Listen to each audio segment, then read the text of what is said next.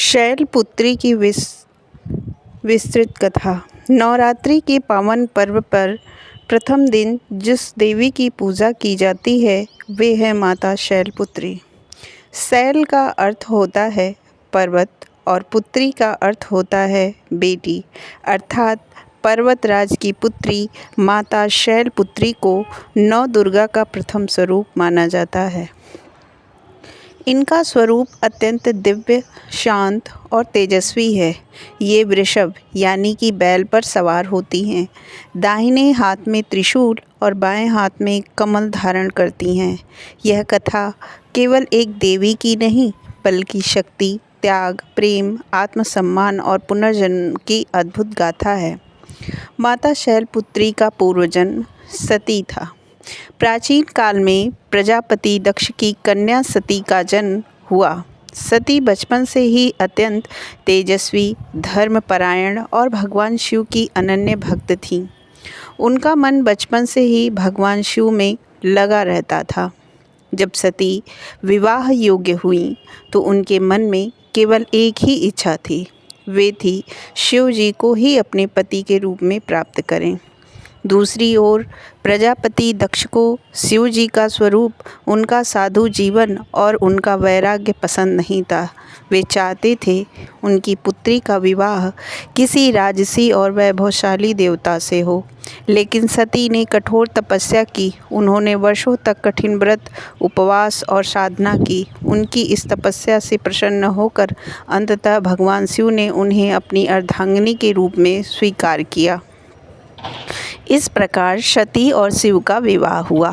यह विवाह देवताओं और ऋषियों की उपस्थिति में अत्यंत भव्य रूप से संपन्न हुआ।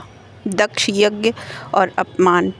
समय बीतता गया। एक बार प्रजापति दक्ष ने एक विशाल यज्ञ का आयोजन किया। इस यज्ञ में सभी देवताओं, ऋषियों और गणों को आमंत्रित किया गया, लेकिन जानबूझकर भगवान शिव और सती को निमंत्रण नहीं दिया गया। जब सती को इस यज्ञ का समाचार मिला तो उन्होंने शिव जी से वहां जाने की अनुमति मांगी।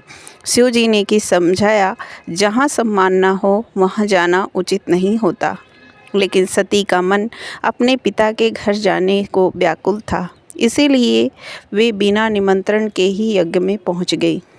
जब सती यज्ञ स्थल पर पहुंची तो उन्होंने देखा कि वहां सभी देवताओं का आदर हो रहा है, लेकिन शिव जी का कहीं भी सम्मान नहीं किया गया। यहाँ तक कि यज्ञ में शिव जी के लिए कोई स्थान भी निर्धारित नहीं था। सती ने अपने पिता से इसका कारण पूछा। तब दक्ष ने शिव जी का अपमान करते हुए कटु वचन कहे। यह सुनकर सती अत्यंत दुखी और क्रोधित हुई। उन्होंने कहा, जिस शरीर को आपने जन्म दिया उसी शरीर के कारण आज मुझे अपने पति का अपमान सहना पड़ रहा है। मैं इस शरीर को त्यागती हूँ। यह कहकर सती ने योग अग्नि में अपने प्राण त्याग दिए। शिव का क्रोध और तांडव। जब भगवान शिव को यह घटना पता चला तो वे अत्यंत क्रोधित हो उठे। उनका क्रोध इतना प्रचंड था कि उन्होंने अपने जटाओं से वीरभद्र को उत्पन्न किया और उसे यज्ञ को नष्ट करने का आदेश दिया। वीरभद्र और शिवगणों ने यज्ञ को विध्वंस कर दिया और दक्ष का सिर काट दिया। बाद में देवताओं के निवेदन पर शिव जी ने दक्ष को जीवन दान दिया, लेकिन उसका सिर बकरे का लगा दिया। सती के वियोग में शिव जी अत्यंत व्याकुल हो गए। वे सती के शरीर को लेकर तांडव करने लगे। उनके इस तांडव से संपूर्ण सृष्टि में हाहाकार मच गया। तब भगवान विष्णु ने अपने सुदर्शन चक्र से सती के शरीर के टुकड़े कर दिए, जिससे शिव का तांडव शांत हुआ। जहाँ जहाँ सती के अंग गिरे वहाँ शक्ति पीठों की स्थापना हुई। पुनर्जन्म शैलपुत्री के रूप में। सती ने अगले जन्म में हिमालय और उनकी पत्नी मेना के घर में जन्म लिया। इस जन्म में उनका नाम पड़ा पार्वती, क्योंकि वे पर्वतराज हिमालय की पुत्री थी, इसीलिए उन्हें शैलपुत्री कहा गया। बाल्यकाल से ही पार्वती अत्यंत सुंदर, विनम्र और तेजस्वी थी। उनके भीतर भी वही दिव्य शक्ति थी जो सती के रूप में थी। पार्वती की तपस्या। जैसे जैसे बड़ी पार्वती बड़ी हुईं, उन्होंने अपने पूर्व जन्म की बातें याद आने लगी।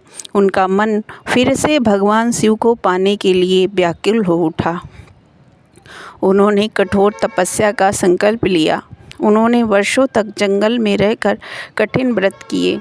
कभी केवल फल खाएं, कभी पत्तों पर जीवित रहीं और कभी कभी केवल वायु पर ही निर्भर रहीं। उनकी इस तपस्या को देखकर देवता भी आश्चर्यचकित हो गए। अंततः भगवान शिव उनकी भक्ति से प्रसन्न हुए और उन्हें अपनी पत्नी के रूप में स्वीकार किया। माता शैलपुत्री का स्वरूप।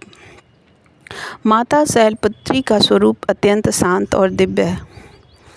वाहन वृषभ, दाहिने हाथ में त्रिशूल, बाएं हाथ में कमल, मस्तक पर अर्धचंद्र। इनका यह स्वरूप स्थिरता, शक्ति और संतुलन का प्रतीक है। आध्यात्मिक महत्व। माता शैलपुत्री को मूलाधार चक्र की देवी माना जाता है। योग साधना में मूलाधार चक्र सबसे पहला चक्र होता है, जो स्थिरता और जीवन की नींव का प्रतीक है। जो व्यक्ति सच्चे मन से माता शैलपुत्री की पूजा करता है, उसके जीवन में स्थिरता आती है, भय समाप्त होता है, आत्मविश्वास बढ़ता है, जीवन की नींव मजबूत होती है। नवरात्रि के प्रथम दिन माता शैलपुत्री की पूजा की जाती है। पूजा के दौरान स्नान करके साफ वस्त्र पहने, माता को फूल, अक्षत, रोली अर्पित करें, घी का दीपक जलाएं, माता को गाय के घी का भोग लगाएं। मंत्र: ओम देवी शैलपुत्रे नमः। माता शैलपुत्री की कथा हमें कई महत्वपूर्ण शिक्षाएं देती हैं। आत्मसम्मान सर्वोपरि है। सती ने अपने पति के अपमान को सहन नहीं किया और अपने शरीर को त्याग कर दिया। सच्ची भक्ति का फल अवश्य मिलता है। पार्वती ने कठोर तपस्या करके शिवजी को पुनः प्राप्त किया। जीवन में पुनः शुरुआत संभव है। सती ने पुनर्जन्म लेकर अपने अधूरे कार्य को पूर्ण किया। धैर्य और शक्ति। पार्वती की तपस्या हमें सिखाती है कि धैर्य और विश्वास से असंभव भी संभव हो सकता है। इस कथा से भक्तजनों, हमें यह निष्कर्ष मिलता है कि माता शैलपुत्री केवल एक देवी नहीं, बल्कि जीवन की शक्ति और आधार हैं। वे हमें सिखाती हैं कि जीवन में चाहे कितनी भी कठिनाइयाँ क्यों न आए, यदि हमारे अंदर विश्वास, भक्ति और आत्मसम्मान है, तो हम हर बाधा को पार कर सकते हैं।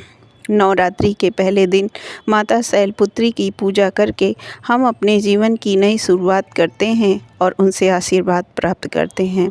हमारा जीवन स्थिर, सुखमय और सफल बने। जय शैलपुत्री।